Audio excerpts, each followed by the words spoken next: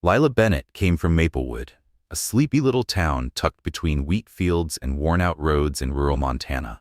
Life there moved slowly, like the steady rhythm of wind chimes on a quiet porch. The biggest event all year was the Harvest Parade, and Lila had never seen more than 2 stoplights in one place. She was 25, with eyes that held more hope than reason and a quiet smile she wore like armor. Raised by her grandmother Nora after losing her parents young, Lila had grown up on warm apple pie, secondhand books, and the kind of love that stitched you together even when the world tried to pull you apart. But now, Nora was fading.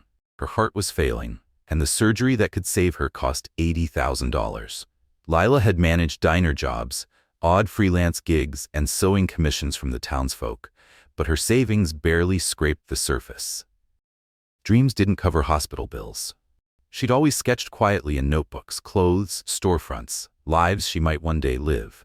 But reality had never let her get far, until desperation pushed her into unfamiliar territory. Meanwhile, hundreds of miles away in the steel skyline of Rainmere, Adrian Wolfe sat at the helm of Wolfe Dynamics, a tech empire founded by his grandfather, Richard Wolfe. At just 26, Adrian had the kind of presence that made people stand straighter when he walked in. He was brilliant, ruthless, and untouchable, by design. He didn't have time for distractions, especially not for love. His parents' toxic, high-profile divorce had turned the word marriage into a warning sign. So when his grandfather passed and the reading of the will revealed an unexpected clause, Adrian's world tilted. To retain control of Wolfe Dynamics, Adrian had to be legally married before his 27th birthday. If not, the company would be handed over to the board, men with gleaming cufflinks and hidden agendas who'd waited years to strip him of his power. It wasn't about companionship.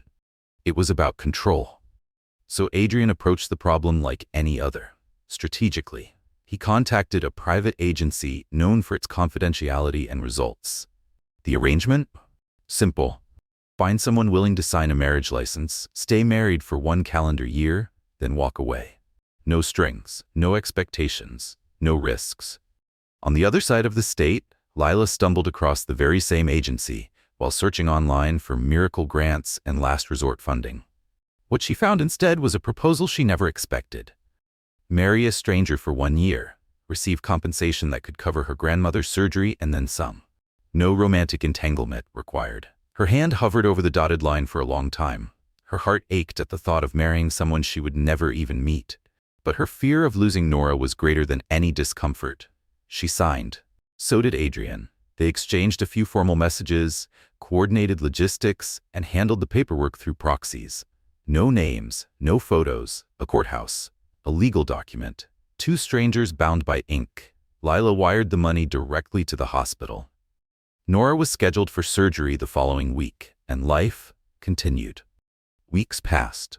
Lila arrived in Rainmere with a thin folder of design sketches, a second-hand laptop, and whatever savings she hadn't sent to the hospital. She had an interview, an unlikely chance at Wolfe Dynamics. The building was a tower of glass and quiet power, looming above the city like it had nothing to prove. Lila stood in the lobby, her floral dress a soft rebellion against the sea of tailored black and gray around her. She could feel the stares, the whispers. One, louder than the rest, came from a woman with heels sharp enough to cut glass. Sienna Drake, senior designer, poison in a power suit. "Who let the thrift shop in?" she muttered, her posse laughing behind manicured hands. Lila's cheeks flushed, but she kept her head high. She hadn't come this far to be embarrassed by people who'd never lived a single day in her shoes. Upstairs in a corner office with a sweeping view of Rainmere Bay, Adrian Wolfe scrolled through his phone. A text from his wife lit up the screen. "You're stingy, you know. At least pretend we're married." He smirked. "Mine's worse." Always whining about money. A low chuckle escaped him, one of the few. There was a knock at the door. "Mr. Wolfe," said Theo Marsh, his ever-efficient assistant. "Interviews begin in 10. Adrian barely looked up. His mind was already elsewhere, on time slipping away, on contracts, on everything that mattered, which, for now, did not include the woman he'd married and never met. As Adrian Wolfe inched closer to the deadline that would decide the future of Wolfe Dynamics, he had no idea that somewhere downstairs, a young woman in a faded floral dress was stepping into the elevator with her entire life folded inside a worn sketchbook. This was where it all began. Lila Bennett, a small-town dreamer from Maplewood, Montana, still carried the scent of wheat fields and wood smoke in her hair. And Adrian Wolfe, the steely-eyed CEO of Rainmere's towering tech empire, was running out of time to secure his birthright. They were strangers, linked by a secret neither of them understood. She was fighting for her grandmother's life. He was clinging to the company he was never supposed to inherit. And a paper-thin marriage, unseen and unexplored, held them together. It wasn't supposed to mean anything, but fate has its own ideas. Lila stepped out of the elevator and into Wolfe Dynamics, blinking beneath fluorescent lights and corporate stares. Her palms were damp, her dress wrinkled from a sleepless bus ride, and her heart beat far too fast. Around her, sleek suits floated by like sharks, confident, cold, and far from the quiet rhythm of Maplewood. She was here for an internship, a long shot, a miracle. A chance to turn the designs in her sketchbook into something real. But miracles have a price. Sienna Drake saw her first, perched against a desk, lips curled in a practiced smirk, heels echoing on the marble floor like punctuation marks. Well, Sienna purred, circling Lila like a cat with time to kill. Someone take a wrong turn out of a thrift store? Her entourage chuckled in chorus, all manicures and mockery. Lila felt the words sting, but she didn't flinch. She tightened her grip on her sketchbook like it was armor. "I'm here for the interview," she said quietly. Calm, clear. The interview room felt like an aquarium. Glass walls, cold furniture, zero warmth. Lila sat facing a panel of polished faces who barely glanced at her resume before firing questions like a firing squad. No degree? No professional background? Why here? Why now? She spoke about design, about building beauty from scraps, about color and emotion and storytelling through thread. But their eyes glazed over. Unseen behind a one-way mirror, Adrian stood with arms folded, watching. He wasn't supposed to be there. Hiring interns wasn't his concern. But something in her file had pulled him in. The unfiltered honesty in her letter, maybe. The rawness of someone asking for a chance, not pity. He didn't know she was the woman who shared his name on a marriage license. The woman who replied to his sarcastic texts, never guessing the man on the other end was him. Downstairs, HR handed Lila a badge with a grunt. "You're under Sienna Drake," the rep muttered. "Don't be late." That was it. No welcome. No handshake. No one expected her to last. Day one was brutal. Sienna dumped a pile of busy work on her desk like it was garbage duty. Coffee runs, document filing, tasks designed to shrink a person. "Don't unpack," Sienna said with a gleam. "Small towns girls don't survive here." Lila smiled, thin, steady. She bit her lip and got to work. She wasn't here to prove them wrong. Not yet. She was here for Nora, for every breath her grandmother still had left. But the whispers followed her through the office like shadows. Cheap knockoff. Maplewood charity case, loud enough to hurt, quiet enough to deny. Then came the elevator moment. Late evening, office nearly empty. Lila was lugging a heavy box of files when the elevator doors opened. Inside stood Mr. Hawthorne, the janitor, his hands resting on his mop like a tired soldier leaning on a cane. The box slipped, papers scattered. "Oh no, please, I've got it," Lila said, kneeling beside him. "Nonsense, miss," he said kindly, already helping. "Folks don't usually see me. Nice to be noticed." She smiled, genuine this time, and together they gathered the mess.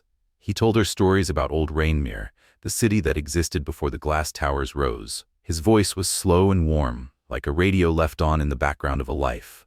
Neither noticed the man who stepped into the hallway just then. Adrian Wolfe. He didn't interrupt. He didn't speak. But he watched, from the shadows, as Lila laughed softly with the janitor no one else acknowledged. He was used to people stepping over Hawthorne, not kneeling beside him. And for the first time in weeks, Adrian paused. He didn't know her name. Not yet. But something told him he would. She was supposed to be invisible. But the way Lila knelt beside the old janitor, how she listened, smiled, helped without hesitation, it stayed with Adrian long after he left the hallway. It wasn't dramatic, it wasn't loud, but it flickered inside him like the last light before dusk. He couldn't explain it. So, he didn't try. That night, in a shoebox apartment on the edge of Rainmere, Lila collapsed onto a rented cot with springs that creaked like floorboards. Her hands ached, her heart heavier still. She unlocked her phone and typed a message to the one person she could speak to, her mystery husband. Work was brutal. My boss is a tyrant, and I think the entire floor wants me gone. Across the city, Adrian lounged in his glass-walled penthouse, the skyline sprawling like a promise he couldn't quite trust. Her text lit up his screen. He smirked, thumbs dancing in reply. Bunny, mine's always nagging. You'd think I married a complaint hotline. They vented in brief bursts, sarcastic remarks and tired truths. Strangers, connected by ink and legality, finding comfort in the only place neither of them expected, each other. Lila laughed, genuinely. For the first time that day, something felt okay. And Adrian, though he'd never admit it, felt something shift. Something warm. The next morning, the temperature dropped again. Sienna Drake strutted into the design wing like a queen surveying her court. On her way to her desk, she accidentally spilled her latte across Lila's sketches. "Oh no," she said with syrupy sarcasm. "Guess you'll have to start over." Her eyes gleamed. Lila stared down at the damage, smeared graphite, warped pages, and took a shaky breath. She didn't snap. Years of scraping by in Maplewood had forged her in quiet fires. She simply gathered what she could and kept going. Adrian, passing by en route to a board meeting, caught the tail end of the scene. His eyes narrowed. "Enough," he said. Quiet, firm, lethal. Sienna froze. The smirk drained from her face. Lila looked up, startled. But Adrian never met her eyes. He just walked on. She didn't know why he'd spoken, didn't know that, for the first time, she'd unsettled the most untouchable man in the building. Weeks passed. Lila found her rhythm, a fragile kind of belonging carved out through long hours and quiet resolve. She stayed late, refined her designs, and built her place in silence. Adrian watched from afar, more than he admitted. The texts between them, husband and wife in name only, grew longer. Softer, realer. Neither knew the other's identity, but both found solace in the anonymous warmth. Lila clung to those messages like a lifeline. In a world of cold glances and clipped commands, they reminded her she wasn't completely alone. Two souls circling each other in the dark, unknowingly intertwined. Her desk became a fortress, papers piled high, sketches pinned with hope. She'd been there 2 months. Her fingers were stained with graphite, her confidence dented but intact. Sienna kept pushing. The jabs were sharper now. "Still here, Maplewood?" she sneered one morning, slapping a stack of revisions on Lila's desk. "You're tougher than you look, or just too clueless to quit." Lila said nothing. She was working on something bigger. A new app interface, a redesign that aimed to humanize the technology Wolfe Dynamics built. Sleek, clean, intuitive, she had poured herself into every pixel and line. It was her shot. She stayed past sunset the night before the pitch, her blazer draped over her chair, her hands trembling with tired focus. Friday afternoon arrived. The conference room, glass walls, polished oak, cold eyes, waited. Lila stood at the front, blazer buttoned over a borrowed blouse. She clicked through her presentation, her voice even, her message clear. "It's about connection," she said. "About making tech feel human again." Slides of soft blue gradients and clean flowing design lit up behind her. Something shifted. The managers leaned in, eyes flickered, heads nodded. At the head of the table, Adrian sat still, masked, silent, but his fingers tapped lightly on the armrest, a tell he didn't notice. When she finished, applause broke the silence, brief but real. "Well done, Bennett," one of the managers said. Lila blinked. She smiled. Sienna across the room clenched her jaw, her hands curled into fists beneath the table. By Monday, the whispers had changed tone. Lila's design was headed for development. She was no longer a ghost in floral dresses. She was a name, and that made her dangerous. Sienna cornered her in the break room, her voice low, icy. "Think you're special now?" She hissed. "You're not. You're a fluke, and flukes don't last." She shoved past her shoulder, clipping Lila's arm. Lila exhaled slowly, hands braced on the counter. Not a fluke. A beginning. That night, fingers flying over her phone screen, Lila typed, "Did something right today. Maybe I'm not such a disaster after all." Across Rainmere, sprawled across a leather couch with the city glittering outside his penthouse windows, Adrian read the message and let a rare smile tug at his lips. "Told you, you're better than you think. My day was chaos. Too many idiots in suits." Lila smiled. Really smiled. Something in his gruff tone made her feel strangely safe. like she wasn't quite as alone in the world as she'd thought. The next day, Adrian found excuses to linger. He didn't send Theo to deliver files anymore. He brought them himself, striding past desks with practiced indifference before pausing at hers. Once he caught her humming. A gentle melody, soft and unfamiliar, something nostalgic. He didn't know why it stayed in his head for the rest of the day. He didn't know why she stayed. And then, Vivian Lang returned. Without warning, she walked into his office like she owned it. Her heels struck the floor like gavel blows, her perfume sharp, her expression sharper. "Well, hello, husband," she said coolly, tossing a document onto his desk, a forged marriage certificate. She was the woman Adrian had believed he'd married through the agency. The placeholder. The contract. "You need me," she said, voice like ice, "to lock in your inheritance, and I need $3 million to keep playing along." Adrian's jaw tensed. His fingers curled into fists. Pay her off, or dig deeper. Neither option sat well. The tension only rose during a business trip to San Francisco. He insisted Lila come. She didn't ask why. In the boardroom, she was composed and focused. Her notes, precise. Her presence, calm. Next to Adrian's commanding air, she was the quiet detail that grounded the space. Clients noticed. After the meeting, the team gathered at a rooftop bar. Lila sipped water, choosing the edge of the crowd. Sienna, was there too, all false charm and wide smiles. And while no one was watching, Sienna slipped something into Adrian's drink. A favor she'd been promised. For a cut of the payout Vivian had dangled. Adrian downed it. It didn't take long. Lila saw the shift first, his eyes losing focus, his steps faltering as he leaned heavily on the railing. "Are you all right?" she asked, steadying him. He tried to speak, but the words slurred. Then he staggered. She caught him. Barely. "Stay with me," she said, voice urgent, her small frame straining under his weight. She flagged down a cab, guiding him inside with shaking hands. The driver sped to the nearest hotel, but Adrian was fading fast. In the room, Lila dialed Theo, her breath ragged. "Something's wrong. He's burning up, his pulse. He's barely responding." "I'm on my way," Theo said. "Keep him awake." She splashed cold water on his face, whispering his name. His eyes fluttered open. "Lila," he murmured, his hand brushing hers. Something sparked between them, unspoken, unexpected. She froze, and then Theo burst through the door. The rest blurred. White walls, fluorescent lights, monitors beeping in sync with a fragile heartbeat. The doctors said it was a sedative, too much for anyone to ingest by mistake. Lila sat beside the bed, her sketchbook unopened for once, her eyes fixed on Adrian's sleeping form. When Theo returned, his face was stone. "He was drugged," he said. "Sienna was there. Vivian's been calling non-stop." Lila's stomach dropped. The pieces were falling into place. Adrian stirred, his voice hoarse. "Bennett, are you still here?" She nodded, blinking back the weight in her chest. "Couldn't leave." He looked at her, and really looked. And for the first time, something broke through the ice in his expression. Back in Rainmere, rumors swirled like wildfire. Sienna whispered poison across the office, painting Lila as a gold digger chasing the CEO, clinging to him for favors. "Shameless," she hissed, "small-town snake with no shame." Lila heard it all. She clenched her fists, held her head high, and didn't bite. She didn't have to. Adrian returned 2 days later, fully recovered and furious. He stormed into the office, his voice slicing the air like a blade. "Who was there?" he barked. "Who saw what happened?" No one answered, but he saw the guilt in their silence.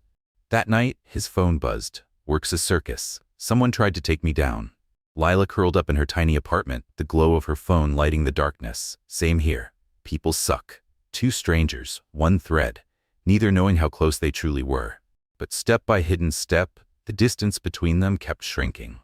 And Lila Bennett, Maplewood girl with graphite-stained fingers, was no longer just surviving at Wolfe Dynamics. Her app designs were a hit, her position on the team permanent. But the real shift was happening somewhere much deeper. The victory was hers, but it didn't taste sweet. Sienna Drake stood by the window of her corner office, her polished smile slowly curdling into something darker.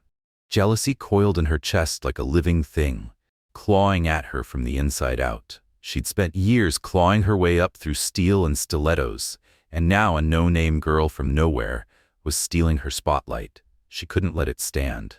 That evening, in a shadowy bar in the industrial edges of Rainmere, Sienna met with Vivian Lang. The air was thick with smoke and bad intentions. She's in his head, Sienna snapped, swirling her drink. He's protecting her. Vivian leaned in, her voice silk and poison. Then we remove her.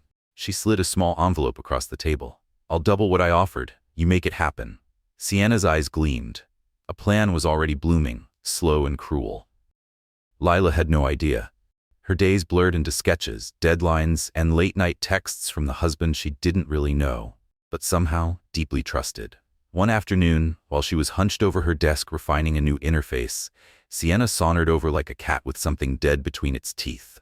Need a quick favor, she said, tossing a napkin scribbled with an address. Client pickup, Grayport, now. Lila hesitated. The address was strange, industrial zone, off the grid. But she grabbed her coat anyway. The warehouse loomed rusted and silent when she arrived. A breeze slipped through broken windows like a warning. She stepped inside. The door creaked shut behind her. Shadows moved. Too late, hands seized her from behind. Rough, unforgiving.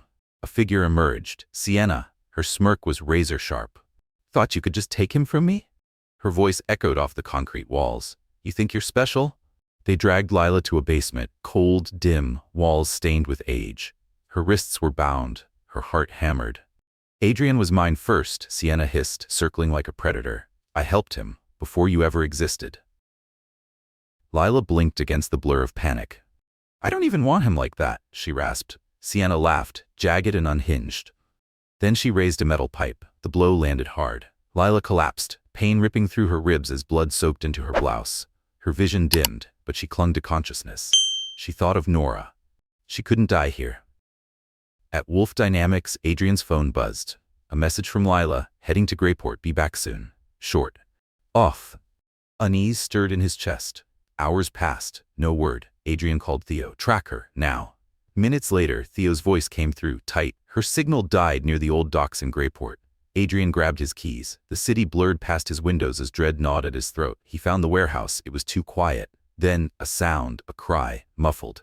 He followed it, boots pounding down a rusted staircase. And there she was, crumpled against a wall, bloodied, barely conscious. Sienna stood over her, pipe in hand, ready to strike again. Stop! Adrian roared, charging forward. Sienna swung. He dodged, tackled her. They hit the ground hard, her nails clawing, shrieking, desperate. She ruined everything. Adrian held her down, breath heaving. Theo burst in with security, cuffs, shouts, flashing lights. And then Adrian was by Lila's side. Her face was pale, her breath shallow. Stay with me, he whispered, scooping her into his arms. Her blood soaked into his shirt, but he didn't care. The ambulance ride was a blur, sirens wailing, paramedics shouting. At the hospital, doctors swarmed her. She's stable, one said, pulling Adrian aside. But there's something else. A pause. She was pregnant, roughly 2 months. Adrian froze. Did you know? He shook his head. He didn't. Neither did she. The guilt hit like a punch to the chest. He sat by her bed, unable to breathe, unable to speak. Her hand was still, her eyelids fluttering. I'm so sorry, he whispered, voice breaking. I didn't protect you. She stirred, eyes opening slowly, confused. What happened? He hesitated. Not yet. Not now. You're safe, he said softly. Sienna won't hurt you again. She nodded faintly, too weak to ask more. He brushed his fingers against hers. She didn't pull away. And that was enough. For now. Back at Wolfe Dynamics, Theo dug through digital trails. She didn't act alone, he said. Vivian paid her. Here, bank transfers, emails. He handed Adrian the evidence. Adrian stared down at the screen, his jaw tightening. This wasn't over. Not even close. There's more, Theo said, sliding a file onto Adrian's desk. The marriage was never legal. Adrian's jaw tightened. What do you mean? There was a paperwork error, Theo explained, tapping the folder. 3 years ago, the agency never filed the license correctly. Vivian Lang was never legally your wife. Adrian sat back in his chair, the weight of the revelation pressing down hard. If Vivian wasn't his wife, then who was? Without thinking, he picked up his phone and typed a message to the only person who grounded him anymore. Rough day. Someone got hurt. Think it's on me. Across the city, propped up in her hospital bed, Lila Bennett read the text, her fingers pausing before she replied. Not your fault. Some people are just monsters. I got hurt too. Their messages crossed through the digital noise, a fragile thread of comfort neither of them could name. Sienna was in custody now, screaming about Adrian as they hauled her away. Her obsession laid bare. Vivian had vanished, her phone disconnected. her trail cold. But none of that mattered. Adrian was where he needed to be. With her. He stood at Lila's side when she was discharged from the hospital, silent as doctors handed over her chart and prescriptions. He didn't speak much on the drive, just kept his eyes on the road, jaw clenched, the skyline of Rainmere a blur beyond the windshield. "You didn't have to do this," she said softly as they reached her apartment building. "Yeah," he said, his voice low. "I did." He helped her up the stairs, hovering near her elbow, ready to catch her if she stumbled.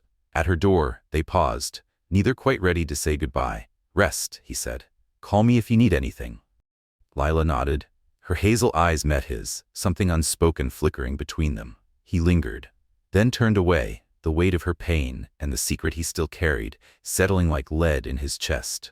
Back at Wolfe Dynamics, Adrian threw himself into work. Glass walls, endless meetings, anything to keep from thinking. Theo knocked, face grim. "Got something big," he said, placing another folder on Adrian's desk. Adrian flipped it open. "Vivian Lang was never registered as your legal spouse," Theo said, watching him closely. "But the agency did file a marriage certificate. Same date, same time." Adrian looked up, heart thudding. "Who?" Theo didn't speak, just pointed. Adrian's eyes dropped to the page. Lila Bennett. Silence stretched. His intern. His confidant. His wife.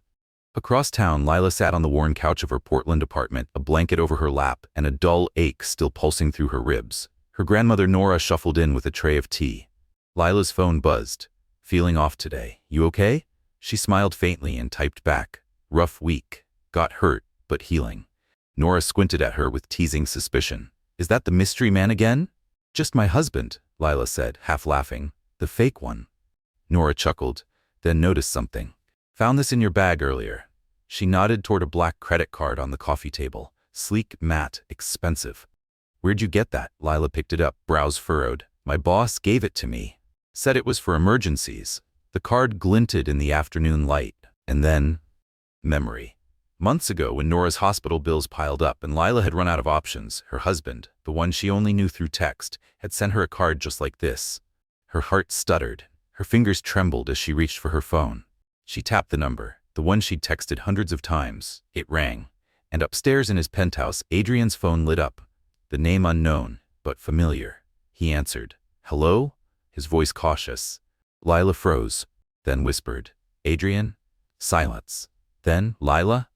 The line crackled. The world shifted. In Nora's kitchen, tea steaming and untouched, Lila dropped the phone. Eyes wide, breath caught, she stared at her grandmother. "He's my husband," she said, voice cracking.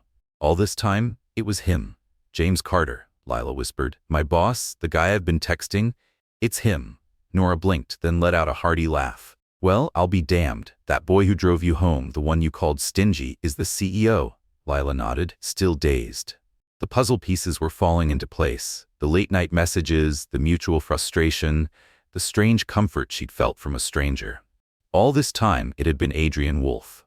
The man she'd worked beside for months. The man she thought she barely knew. She picked up the black credit card again, its weight suddenly different, heavier. Not just a token of generosity, but a thread. A bond. Something that had been there all along. Miles away, Adrian paced his penthouse, the Rainmere skyline a blur beyond the floor-to-ceiling windows. Theo's voice echoed in his mind. "Lila Bennett. She's your real wife." He remembered her in the elevator with Mr. Hawthorne. The calm way she handled chaos in San Francisco. The warmth of her hand in his at the hospital. It all made too much sense. And yet, it terrified him. He picked up his phone and sent a message. "We need to talk. Can we meet?" Her reply came almost instantly. "Tomorrow, my place."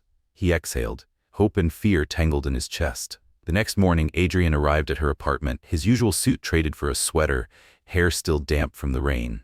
Clara opened the door, her expression sly. "So you're the mystery husband," she teased, stepping aside. "Took you long enough." Inside, Lila stood with her arms folded, guarded. "Is it true?" she asked, voice steady. Adrian stepped closer. "Yeah, I didn't know either. The agency messed up. We both got caught in it." She searched his face, doubt flickering, but then her features softened. "All those texts, it was you?" she asked. He gave a faint smile. "Every word." They sat. The silence between them wasn't empty. It was full of everything they hadn't said. "Why didn't we meet?" she asked. I wanted clean lines, he admitted. Fast, simple. I thought that's what you wanted too. I needed the money, she said quietly. For Nora, I didn't care who you were. A pause, then her brow furrowed. But if you're still married, I can't be part of that, Adrian. I won't be the other woman. He leaned forward, his voice firm. You're not. Vivian was never my wife. It was a lie. You're the only one who ever was. Her breath caught. She wanted to believe him. God, she did.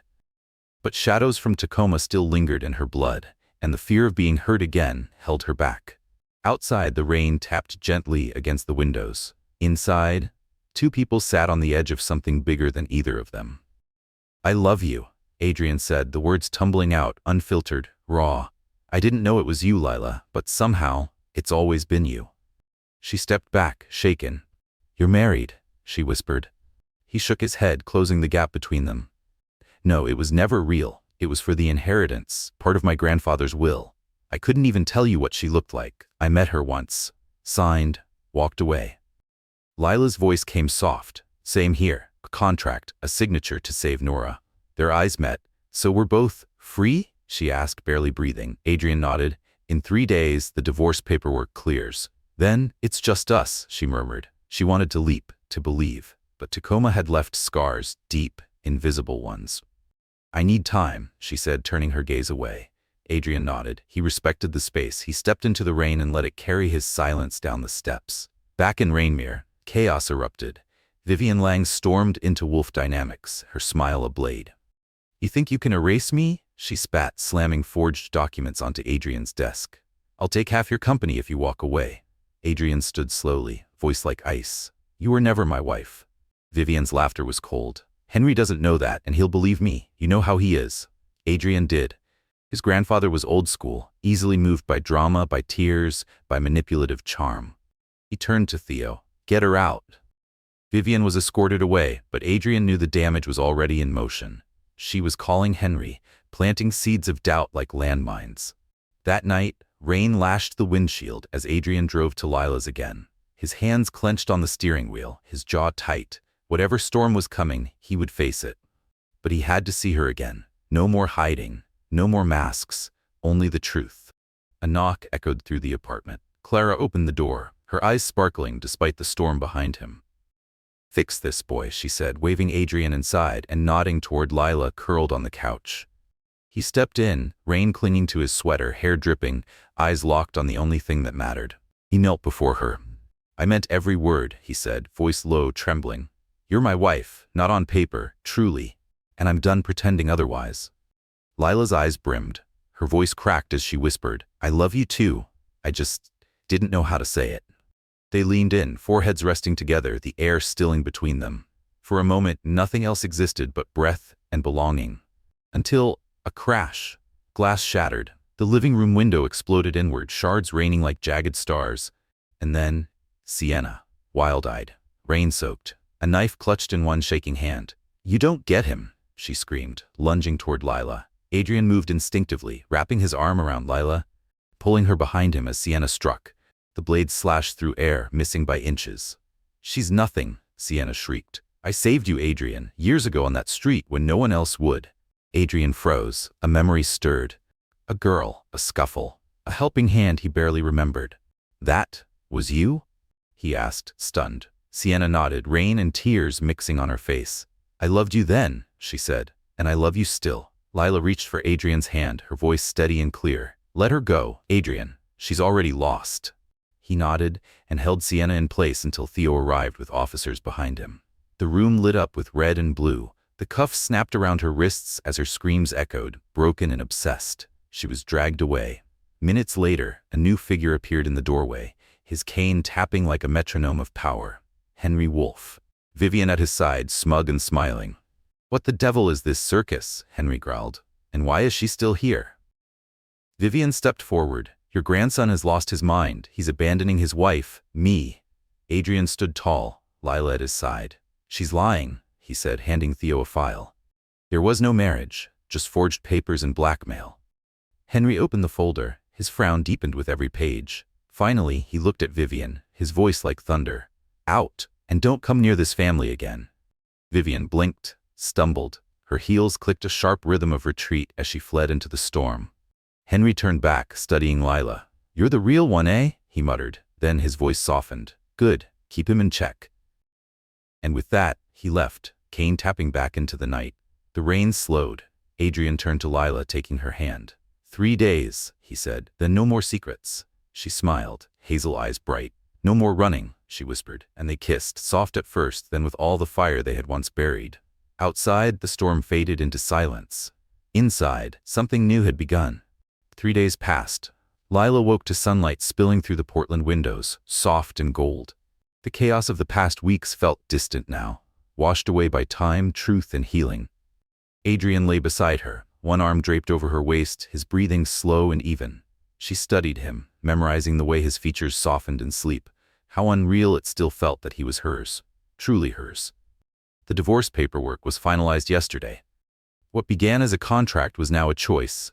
She slipped from bed quietly, the floor cool beneath her feet. In the kitchen, Clara was already at the stove, stirring a pot of oatmeal, her silver hair catching the morning light. "Morning, honey," she said, glancing over her shoulder. "Your man still snoring?" Lila leaned on the counter, smiling. "Yeah, he's exhausted." Clara chuckled, spooning breakfast into bowls. "Wild week's an understatement. That boy walked through fire for you." Lila's cheeks flushed, her heart full. "He really did." She set the table, the soft clink of dishes grounding the quiet. Clara sat, her eyes narrowing with mischief. "So, you two sticking it out this time? No more fake marriage nonsense?" Lila met her gaze, voice firm. "No more fakes, it's real now." Adrian shuffled in, hair mussed, wearing one of Clara's borrowed sweaters. He kissed Lila's cheek before sliding into a chair. "Smells amazing," he said. Clara placed a bowl in front of him with a sly grin. "Treat her right, Mr. CEO. I want great-grandbabies before I'm ancient." Adrian laughed, a real laugh this time. Deep, joyful, home. Adrian grinned, glancing at Clara. "Working on it," he said. They ate breakfast together, laughter filling the cozy kitchen. Clara teased Adrian about his big city habits, and he fumbled through his flustered comebacks while Lila laughed, eyes crinkling with joy. It was a simple scene. But for them, it was everything. A family, stitched from unlikely threads, frayed but whole. Back at Wolfe Dynamics, Lila's design went live. The app was a hit, buzzing across Rainmere, praised for its warmth and intuitive touch. Her name was on the launch banner. Her sketches, once scribbled in the corners of notebooks, now lived on screens across the city. She wasn't just an intern anymore. She was a designer. Adrian watched from across the meeting room as she presented, her voice calm, her presence steady. Pride swelled in his chest, wordless and bright. Megan, gone, awaiting trial. Vivian, vanished. Her tricks, dust. Even Henry Wolfe stopped by, his cane tapping the tile as he entered the conference room. "Knew she was a keeper," he muttered, patting Adrian's shoulder with a gruff smirk. "Don't mess it up, boy." Adrian smirked back, not planning to. That evening, he brought Lila to the rooftop of his penthouse. The city glowed below them, lights twinkling like stars caught in glass. He pulled a small box from his coat pocket and opened it. Inside, a silver necklace, delicate with a single hazel gemstone. "To match your eyes," he said, clasping it gently around her neck. "A promise.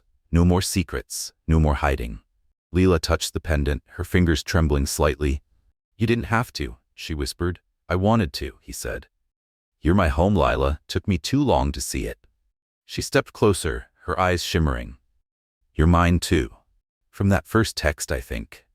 They stood there in the soft breeze, the world hushed around them. She thought of Maplewood, of Clara's laughter, of the dark warehouse that nearly stole her away. He thought of Henry's will, of the empire he almost lost, of the woman who saved him, without ever meaning to. "We started as strangers," she murmured, resting her head against his chest. "Yeah," he said, arms wrapping around her. "And now, we're everything." Their kiss was slow, certain. The necklace cool against her skin, the city lights dancing around them, a symbol of a love forged in fire. Months passed. Life settled into a new shape. Lila now split her time between Portland and Rainmere. Her designs continued to flourish. Her heart had found its place. Adrian's edges softened. His penthouse, once a cold fortress of ambition, became a home filled with warmth, with color, with her. Clara visited often, her health steady, her stories unstoppable.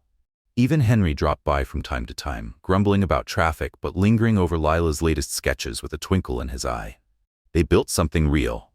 Quietly, steadily, day by day. A life they never expected but couldn't imagine losing. What began as a contract became a choice, a lie that led to something truer than either of them believed they deserved. Lila, the dreamer from Maplewood. Adrian, the heir of Wolfe Dynamics. Two souls who collided through chance, survived secrets, and walked through storms to find each other at last. And now, as the sun dipped behind the skyline, painting Rainmere in gold, they stood side by side, not just husband and wife by law, but by love, by choice, by everything that matters.